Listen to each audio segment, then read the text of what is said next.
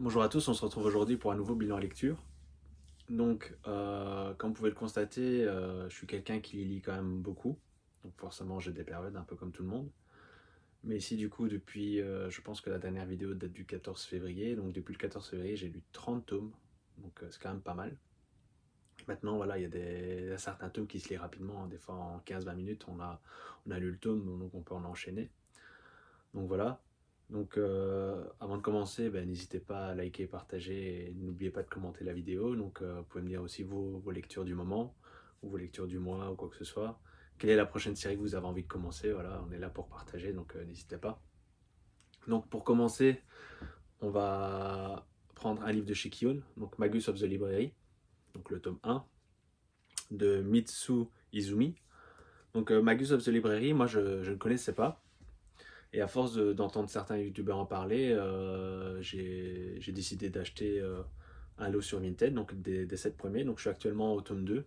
Donc c'est pas dire ma lecture du moment, mais c'est le tome que j'ai commencé hier, mais que je n'ai pas pu terminer parce que bon, ça, eux font pas partie des livres qui se lisent rapidement. Donc je pense que, en tout cas, le premier tome m'avait pris un peu de temps et le deuxième, ça fait déjà au moins une demi-heure que je suis sur le tome et j'ai dû lire quoi, la moitié, je pense. Donc, à mon avis, au minimum 1 heure de lecture, en tout cas par rapport à ma façon de lire. Forcément, il y en a qui lisent plus vite, qui lisent plus lentement, etc. Il y en a qui aiment bien séparer par chapitre, qui lisent un chapitre d'un tome, puis d'un autre tome, etc. Comme Cantibus, de mémoire, c'est ce qu'il aime bien faire. Moi, généralement, j'aime bien quand même terminer mon livre, à moins quand ce soit vraiment épisodique. Ça m'arrive parfois de scinder un peu, par exemple, les Dr. Slump, je pourrais, entre guillemets, me dire, ok, je vais lire 3-4 chapitres, puis je vais lire autre chose, etc. Mais quand c'est ce genre de livre, je préfère d'abord lire mon tome en entier. Et quand j'ai plusieurs tomes d'une même série, des fois j'ai envie de même quasi terminer d'abord cette série avant de passer à autre chose. Parfois je fais 2 séries en même temps, mais, euh, mais voilà. Donc Magus of the Library, c'est quoi? C'est du coup c'est Shio, de mémoire il s'appelle comme ça, Shio Izumi, possible? Ah, désolé, hein, mais moi les prénoms forcément, vous en doutez, j'ai lu 30 tomes, forcément il y a pas non plus 30 séries différentes, mais voilà. Du coup, c'est un enfant qui aime se perdre dans les livres, je vais dire ça comme ça. Mais en fait, il fait partie d'une famille pauvre. Et en plus, il a une particularité, c'est que ses parents sont, on va dire, croisés. Du coup, en fait, il a des oreilles pointues et une peau plutôt pâle par rapport aux autres.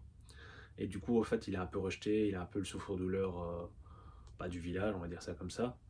Et en plus, dans son village, le directeur de la bibliothèque a mis en place une loi comme quoi ben, les gens pauvres, entre guillemets, ne peuvent pas rentrer dans la bibliothèque.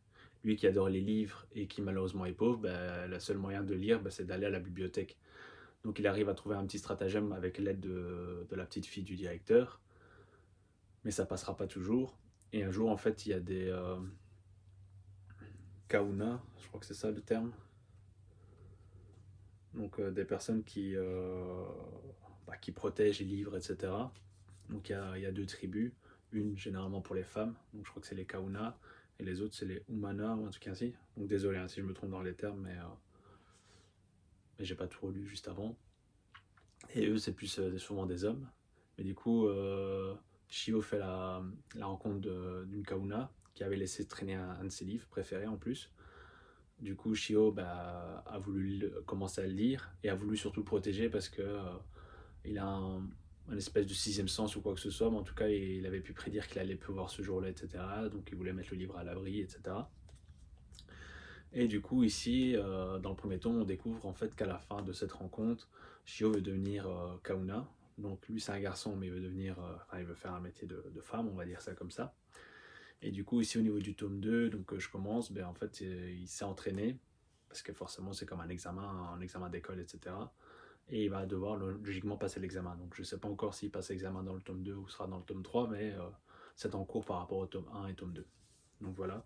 Donc content d'avoir commencé cette série, je l'apprécie plutôt bien, on verra bien par après, mais en tout cas le tome 1 était prometteur. Donc on continue après avec un tome de chez Kurokawa, Ansel Sakamichi, tome 6, de Wataru Watanabe. Toujours aussi bien. Donc actuellement, les élèves de l'école, du lycée, je ne sais pas comment vous voulez appeler ça exactement, doivent parcourir 1000 km afin d'être sélectionnés pour les futurs événements de l'école. Donc forcément, il y a plusieurs élèves qui font partie du groupe de cyclistes, mais seuls X élèves pourront faire les compétitions. Et on leur a demandé de faire 1000 km et à mon avis, ils vont prendre les X premiers. Je vous avoue que je ne me souviens pas exactement combien ils vont en prendre. Et ici, du coup, notre trio est en cours de faire les 1000 km, à savoir qu'ils ont eu tous les trois des contraintes. Donc il y en a un qui n'a pas de vitesse, l'autre, enfin je me souviens plus exactement des contraintes, mais en gros ils ont 3 contraintes et qui du coup ils doivent faire ça je crois sur 4 ou 5 jours. Et du coup c'est compliqué par rapport aux autres, quoi, parce que c'est les seuls qui ont eu des contraintes. Et ici ils sont arrivés à un tournant de l'histoire où il y a un des personnages, je ne sais plus c'est lequel, il y a un des personnages qui leur barre la route, qui essaye de faire en sorte que c'est lui qui va pouvoir y accéder avant les autres, en gros. Lui et un pote à lui. Et l'idée, c'est d'avoir au minimum un tour supplémentaire par rapport aux autres. Comme ça, du coup, ils sont au-dessus de la liste au niveau de la compétition, quoi. Vraiment bien. Vraiment dommage, comme je le disais lors de l'achat manga, que Kurokawa ne sort pas un tome par mois, voire 2-3 tomes à la fois, un peu comme Meian. Parce que, comme on a dit, il y en aura 27 pour la saison 1. À savoir qu'il y a beaucoup de tomes au Japon, je crois qu'il y en a plus de 80. Donc c'est vraiment dommage. J'aurais aimé quand même qu'il fasse comme il faut, un tome par mois, ou même, comme je dis, hein, franchement, 2-3 tomes par mois, honnêtement, je pense que ça se vendrait plutôt bien. En tout cas, il faut savoir qu'il n'y a que ceux qui vont aimer cette série enfin, il n'y a que ceux qui accrochent à ce genre de série qui vont vraiment l'acheter. Donc, s'ils en achètent un, ils vont acheter les 3. C'est ça que je veux dire par là. Donc franchement, ce serait faisable, quoi. On continue avec Mission Yozakura Family de chez Kana, de Itsushi Gondaira. Tome plutôt sympa. Donc ici, on est arrivé à une ellipse. Hein, donc maintenant, on est plutôt avec les enfants des deux protagonistes. Du coup, c'est deux petits jumeaux qui ont 4 ans, je crois, de mémoire. Et en fait, ils doivent résoudre des petites enquêtes, etc. Et du coup, ici, ils sont dans un tome avec Kyoichiro, donc le grand frère de Mitsumi. Et c'est plutôt marrant. Moi, j'aime bien, j'apprécie mon tome. On sait que ce sera bientôt fini en plus, moins de 30 tomes de mémoire, donc c'était sympa. On continue. Un tome de Mangetsu, Red Blue tome 5 de Atsushi Namikiri. Donc dans ce tome, notre héros principal gagne un combat. Du coup, il est qualifié pour une autre compétition, tandis que son compère, lui, malheureusement, va perdre son combat. Et l'idée, c'est qu'à la fin, il va rencontrer... Enfin, du coup, à la fin, ils font un tirage au sort par rapport à la prochaine compétition. Et le héros principal va se taper l'ancien champion, donc le champion de l'année précédente. Donc, à voir ce que ça va donner au prochain tome, voir si est-ce qu'il va perdre directement. Est-ce qu'on aura déjà droit au combat aussi. C'est sympa. C'est pas non plus un banger, mais le tome il se lit ok. J'espère juste que la série fera pas non plus 50 tomes. Mais voilà, si c'est une petite série de 20 tomes ou quoi, je pense que ça peut être sympa de continuer, quoi. Après, nous partons avec Masasumi Kakizaki Hideout de chez Kion. Donc ça, c'est un petit one-shot horrifique, on va dire ça comme ça. Je vais pas trop en parler vu que c'est un one-shot. Mais c'était sympa. Ceux qui aiment bien Masasumi Kakizaki, je pense que vous aimerez bien ce tome. Maintenant, est-ce qu'il est indispensable? Je ne pense pas. Il n'est pas indispensable, mais moi j'étais quand même content de l'avoir lu, de l'avoir dans ma collection. Après, on continue avec du Masasumi Kakizaki, et avec 5 tomes, les 5 premiers tomes de Besterius. Donc, je vous montre un peu les jaquettes, parce que je pense pas les avoir montrées sur cette chaîne, en tout cas pas les 5, parce que pour les 3 premiers j'ai un petit coffret, et je me rappelle pas l'avoir sorti. Donc voilà, donc là j'ai lu les 5 premiers tomes. Qu'est-ce que j'en pense personnellement? J'aime plutôt bien. C'est pas non plus, encore une fois, c'est pas un banger, ça vaut pas Rainbow. Mais j'aime vraiment bien. Ici malheureusement j'ai pas le tome 6 en physique, donc je vais me le lire sur internet comme comme un grand, parce que j'ai le tome 7, du coup j'aimerais bien terminer cette série, et le tome 6 fait partie des tomes en arrêt de commercialisation, donc introuvable en quelque sorte, ou en tout cas à des prix corrects.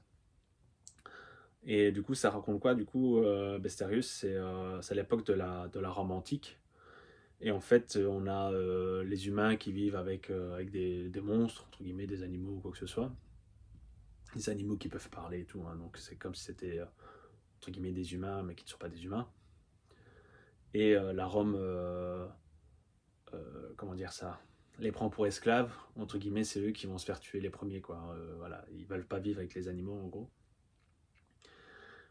Et il y a toute une histoire par rapport à ça. Mais ce qui est bien, c'est que d'un tome à l'autre, on jongle entre les personnages principaux, je dirais, et, euh, et tout n'est pas rose, hein. Donc il y a quand même pas mal de morts, des morts de personnages principaux, etc. Donc c'est pas mal. Donc hâte de découvrir les 2 derniers tomes manquants, mais ouais, content d'avoir ça dans ma collection. Encore une fois, moi j'adore Masasumi Kakizaki, Rainbow c'est un chef-d'œuvre. Donc si vous avez l'occasion de les trouver, bah, n'hésitez pas. Ça se lit plutôt bien, ça se lit plutôt assez rapidement, je pense au maximum une demi-heure tu lis ton tome. Et ouais, franchement c'est sympa. Du coup on reprend.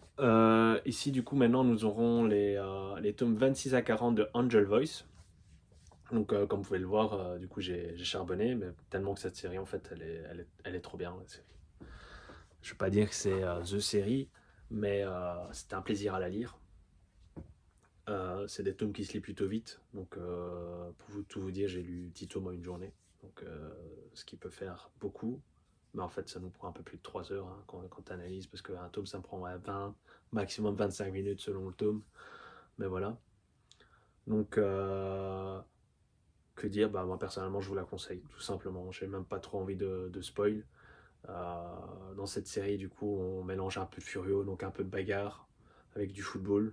Le football, c'est pas forcément du super beau jeu à la Blue Lock, à la Olivier Tom, à la Ohashi, non, c'est des jeunes qui de base ne font pas forcément de football, qui découvrent le football, qui apprennent de leur adversaire, qui apprennent de leur entraîneur, qui apprennent à chaque expérience. Donc il y a beaucoup de défaites, beaucoup de surprises en soi. Il y a beaucoup de compétitions parce que du coup, bah, à chaque fois qu'il y a une défaite, c'est quasi des compétitions. C'est pas des rondes, c'est pas des poules. Donc c'est quasi à chaque fois que tu perds ton match, bah, en fait, t'es éliminé, quoi. Donc ici, on voit quelques années de lycée. Fin plutôt sympathique. Comme j'expliquais la dernière fois, c'est aussi touchant. Moi, personnellement, le tome 35 m'a fait pas mal d'effets.